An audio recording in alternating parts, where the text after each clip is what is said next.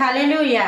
ఈ దిన వాక్యము యోం దెబిరిం 15వ తారీఖు 9వ నెల 2024వ సంవత్సరం. మన దేవుడు ఇస్తున్న చక్కటి మాట 116వ కీర్తన 8వ వచనం. మరణము నుండి నా ప్రాణమును, కన్నీళ్లు విడవకుండా నా కన్నులను, జారి పడకుండా నా పాదములను నీవు తప్పించి ఉన్నావు.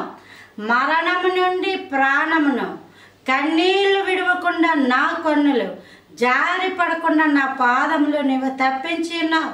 చాలామంది దేవుడు ఏం చేశాడంటే, నా పిల్లలకి పెళ్ళిళ్ళు అవ్వలేదు, నాకు ఉద్యోగాలు ఇవ్వలేదు, నాకేదో ఆడపిల్ల కావాలంటే మా పిల్లడు పుట్టాడు, మా పిల్లడు కావాలంటే ఆడపిల్ల పుట్టింది, గృహం ఇవ్వలేదు, అది ఇది అది అని చెప్తా ఉంటాం. అసలు నీ ఆత్మ నరకం నుంచి తప్పించబడింది, అది మొట్టమొదటిది.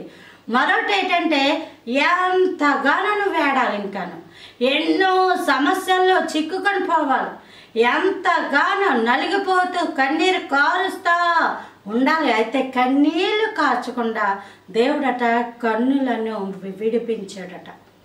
నీ కన్నులు విడిపించబడ్డాయి, కన్నీళ్లు కార్చకుండా నీ కన్నులు విడిపించబడ్డాయి. కాబట్టి దేవుడు ఇంకా ఏదో చేయలేదని ఆలోచించుకున్నా. దేవుడు అప్పట్లో గొప్ప కార్యాలు చేశాడు.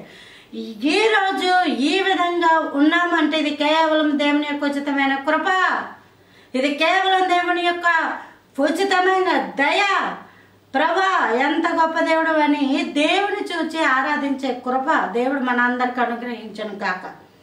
ఈ కన్నుల్ని హీబ్రూలో ఐన్ అని అంటారు, గ్రీకులో ఆప్తాలమస్ అని అంటారు. ఆమేన్.